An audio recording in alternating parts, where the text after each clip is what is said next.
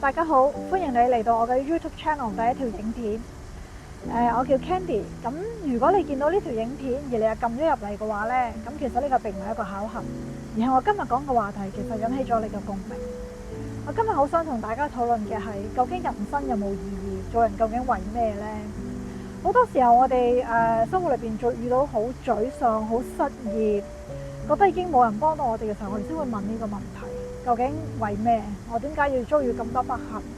點解我要面對咁多唔開心嘅事？但係其實當你每一日返工好努力工作，放工可能同啲朋友聚下，返屋企同屋企人食飯，碌下電話睇下電視，咁你又過咗一日啦。你每一日重蹈覆轍嘅時候，其實你有冇諗過我嘅人生點解要咁樣過呢？我做人其實有冇一個真正嘅目標要達成嘅呢？咁可能你會奇怪啦，點解我要開一個咁樣嘅話題？咁首先我要介紹下我自己先。我叫 Candy， 係一個香港土生土長嘅香港人。咁你會見到我並唔係一個華人面孔啦。我屋企係巴基斯坦人，即係我自己都係啦，當然。咁細個或者屋企人就信仰係回教或者叫伊斯蘭教啦。咁我諗好多人對呢個宗教信仰都唔係太認識，除咗你會喺新聞見到好多負面嘅消息之外，咁其實呢個信仰同主流宗教都係同出一轍嘅。咁只不過係會多咗好多教條去約束住信徒啦，需要去遵守嘅。咁我細嗰時咧亦都有讀佛教學校啦。身邊有基督徒朋友啦，有天主教徒朋友啦，屋企鄰居就會拜神啦，咁所以香港其實係一個好特別嘅環境，去俾你接觸唔同嘅信仰嘅，咁亦都有好多唔同嘅 culture 啦。咁但係有冇人會思考過點解會有咁多信仰？點解會有咁多 culture 咧？咁喺我接觸到唔同嘅宗教信仰或者係唔同嘅觀念嘅灌輸之下，我仍然覺得每樣嘢係說服到我嘅。咁跟住我就會好深信科學，我覺得科學先至合理。但係當你慢慢再去轉探落去嘅時候，你就會發覺，其實我哋讀書所讀到嘅科學都有好多係只係推測出嚟嘅一啲理論，根本就冇辦法去證實到。咁你就會發現，慢慢你揾到佢，其實係真係會有個造物主嘅存在，先至會有呢一啲可行性，或者會有我哋今日所居住嘅地球或者呢個宇宙嘅產生。其實我今日就唔會扯得太遠住，我會喺唔同嘅後邊嘅集數再去同大家探討唔同嘅問題啦。咁點解我會扯到咁遠呢？其實呢樣嘢同你嘅人生目標、你嘅人生嘅 purpose 係真係有息息相關，而你係冇諗過嘅。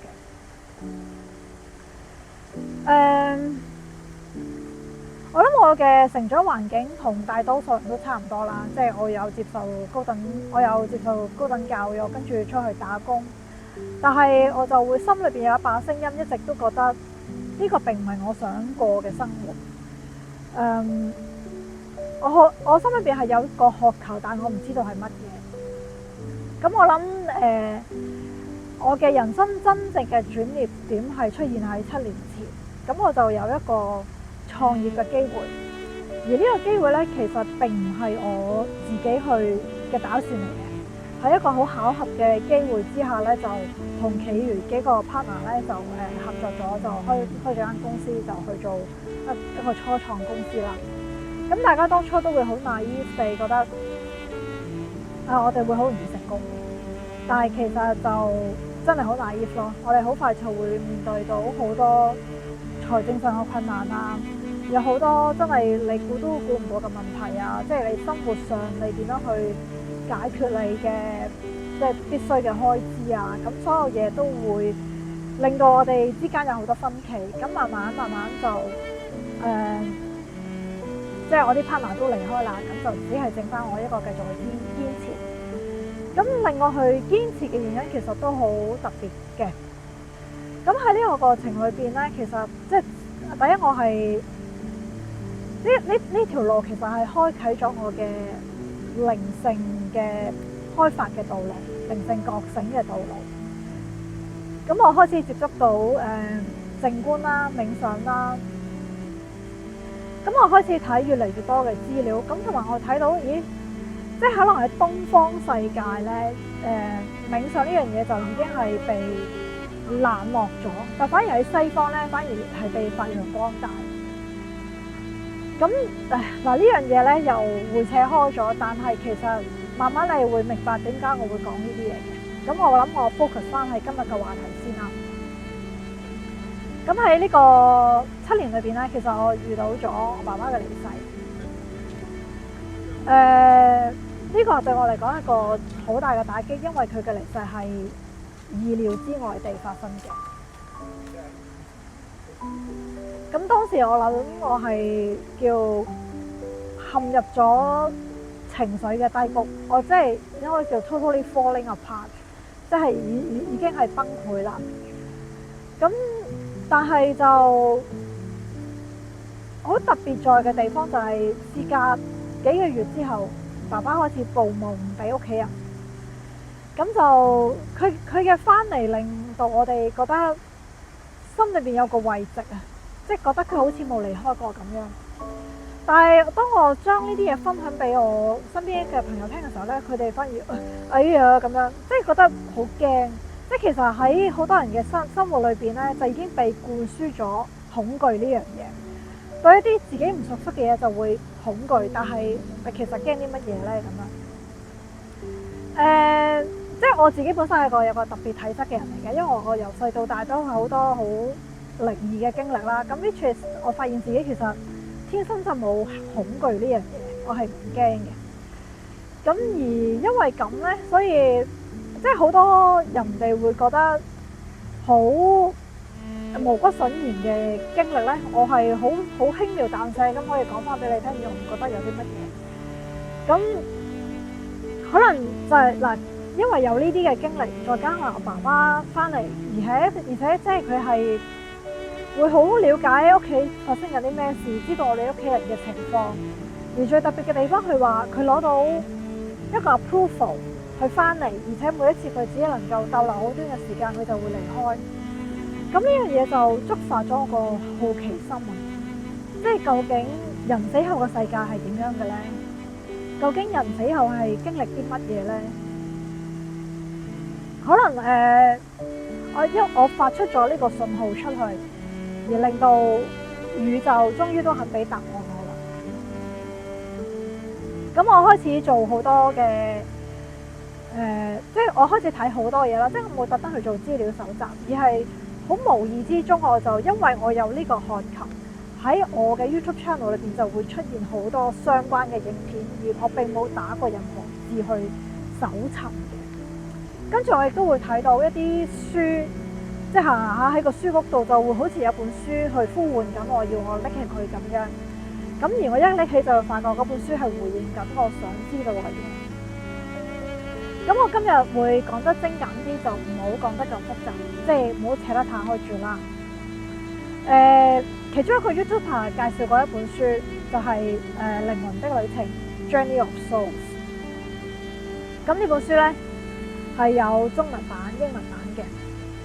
咁我睇完呢本書嘅時候咧，其實佢好解答到我一直以嚟對信仰我覺得說服唔到嘅地方啦。佢好似解釋咗俾我聽，我爸爸究竟去咗邊度啦？點解佢會翻嚟？可以話俾我哋聽，可以咁了解我哋發生緊咩事？但係佢又會只係有一個時限，佢就要離開，翻返去佢應該去嘅地方。咁同埋好多時候，佢係會同另一個佢嘅 spirit guide 一齊翻嚟嘅。呢本書其實你有睇過嘅話，你就會明白我講緊啲乜嘢。呢本書其實作者係 Michael Newton， 佢係一個心理治療師啦，咁係會透過呢個催眠治療去幫佢嘅客人去揾翻佢哋嘅創傷。咁好多時呢啲創傷係嚟自童年嘅，咁佢就會透過催眠將呢個人帶翻去嘅童年，揾翻去嗰個源頭，而去幫你處理嘅問題。咁但係佢就試過一個 case， 就係佢個客人一直翻到去童年都揾唔到佢嗰個源頭。咁結果佢在一 click 之下，就將嗰個客人帶咗翻去過去佢嘅前世。咁咁先至揾到原來個源頭係嚟自佢嘅前世，而幫佢個 client 去處理咗佢嘅心理問題嘅。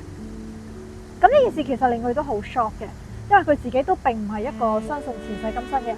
我諗大部分我哋嘅而家嘅主流宗教都唔會講前世今生，咁會有講嘅就係佛教啊、印度教呢啲，咁並唔係大部分人所接受嘅嘢。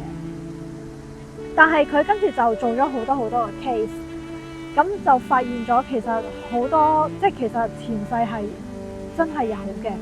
咁最特別嘅地方咧就係其實你會揾到好多心理醫生，其實都出咗呢啲書，就係講緊佢哋做心理治療嘅時候，其實發現開啟咗佢哋嘅 client 嘅前世。咁而呢本書特別嘅地方咧就係佢仲開啟到，當你離開前世再喺今世投胎之前，中間靈魂會經歷啲乜嘢？你會翻到去你嘅叫 astral level， 去重遇翻你嘅靈魂家族。你嘅靈魂家族並唔一定係你嘅而家今世嘅屋企人，而係一啲同你差唔多 level 嘅靈魂。咁靈魂係有分等級嘅，係根據你嘅經驗值而分。有靈魂有顏色，咁你亦都會有個靈魂導師。去指引你去幫你療癒翻你前世嘅創傷，直至到你 prepare 好療癒好，你再選擇你下一段人生。咁你嘅人生當然係唔係話有好多個人生俾你揀啦，就可能得幾個人生，係根據你所create 嘅 karma， 即係你嘅業力，再係揀你下一段人生。我睇呢本書嘅時候，就會嗰種感覺就係終於有人將佢真相講出嚟。我好似覺得咧，我係睇緊一啲我本身已經知道嘅嘢，一啲喺我潛意識裏邊本身有嘅記憶。而呢本書就開始打開翻我本身已經擁有嘅記憶。咁我係唔覺得係好 mind blowing， 即係我唔會覺得哇突然間好似開啟咗我另一個小宇宙咁樣。我並唔係呢種感覺，而係我覺得。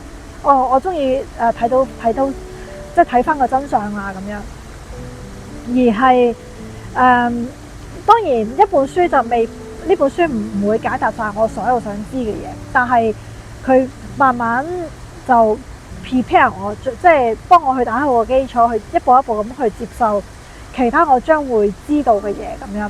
咁我亦都會用唔同嘅集數同大家去分享。咁我今日想話俾你聽嘅就係。靈魂，即係其實你真正嘅身份，你係一個靈魂。即係譬如我今世我以 Candy 呢個身份活喺呢個世上，其實我係想透過佢去賺一次人生嘅經驗。靈魂係渴望去體驗去經歷，其實佢係唔想過平淡嘅人生。就好似你而家係飾演緊一個角色，譬如你接咗一部戲，你係會想嗰個角色係有高低起伏，有一啲經歷令到你能夠有演技嘅發揮，咁你先至有機會攞最佳男主角、最佳女主角。咁靈魂都係一樣㗎，其實佢係希望透過呢個 body， 透過呢個身份去體驗、去經歷、去面對唔同嘅情緒，咁你嘅靈魂先至會增長，去一步一步咁去升咧，直至到你去翻去本源。咁我喺好多宗教信仰裏邊會講神啦，咁其實神呢個字已經係被濫用咗。咁我諗我唔會用神呢個字，我諗我會遲啲再解釋點解我會話呢個字係被濫用咗。咁所以你做人其實就係透過每演唔同嘅戲，去體驗唔同嘅人生，去賺取唔同嘅經歷。而你人生最大嘅挑戰，其實就係面對你嘅情緒。當你遇到好多唔開心嘅事，遇到好多挫折，你點樣去對嗰件事去俾嗰個反應，就係你要去學習嘅嘢。你可以去豁然去面對。你唔介意俾人鬧你，唔介意點樣睇你嘅話，其實你就已經賺咗分，你已經升咗 level 噶啦。呢個就係你做人最大嘅目標。當你遇到好多不幸，遇到好多壞事，而你仍然選擇善良，咁你又賺咗分，你又升咗level。我哋人生不斷咁面對唔同嘅選擇。當你譬如話我受到好多童年嘅創傷，令到我嘅人格有問題。咁其實呢個係你嘅選擇，你可以選擇堅強去面對，仍然做一個好人，唔好俾呢啲童年嘅創傷可以令到你係更強大。但係你可以選擇令到你變成一個唔好嘅人。所有嘢都係你嘅選擇。咁經歷呢一切嘅嘢，其實係你投胎之前你已經知道，你會大概知道有個大綱，你係要點樣走你嘅人生嘅。如果你今世做得唔好、唔合格嘅話，其實你係需要重來。又或者你已經覺得我冇辦法啦，我真係支撐唔到啦，我唔想再面對呢啲嘢，而嚟選擇輕生嘅話，咁其實冇落地獄呢回事嘅。佢嗰個會 judge 你嘅人嘅靈魂，其實只係你自己。你會回顧翻自己點解我要放棄，而下一世你會再重來，重新去面對同一件事，直到你可以面對到嗰個困難，走得出嗰個陰霾，令到你自己內心變得更強大。咁你嗰一關你就過咗啦。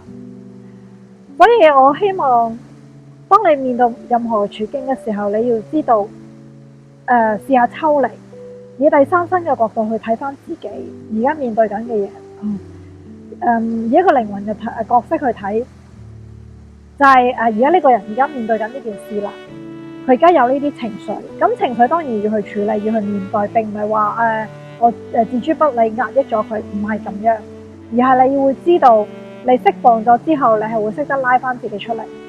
而呢樣嘢就係我喺呢7年裏邊面對咗好多困境嘅情況下，我自己都有所體會嘅。當你一關一關咁過，你會發覺你自己真係咩都冇所謂。我哋可能叫 surrender， 英文叫 surrender， 我唔知躺平呢個字形容得好唔好，或者叫降服。對你時間洪流迎面而嚟，俾你嘅所有體驗，只要你好好似一個風帆咁迎風咁去面對，仍然向前進嘅話，其實當你回顧你嘅人生嘅時候，你會發覺我過咗一個好精彩嘅人生，我有好多故事俾人講，我嘅人生並唔係日日返工放工食飯瞓覺，咁你就會真正覺得自己不枉此生。人生要好好去體驗，去把握你所有嘅時間，或者係所有你得到嘅機會，千祈唔好放棄。我今日就講到呢度為止先啦。我下一集會繼續去深入探討其他問題。咁我頭先講過嘅宗教信仰啊，或者係其實我睇過好多關於古文明啊、天外文明啊。當你慢慢一步一步去睇落去嘅時候咧，你就會發現其實同你對你今日嘅人生所有嘢發生嘅嘢都係息息相關。有好多人話唔明白點解要讀歷史，但係當你發現呢度所有嘅真相嘅時候，你就會知道點解你需要知道歷史嘅真相。咁我哋之後繼續探討啊！今日到此為止，拜拜。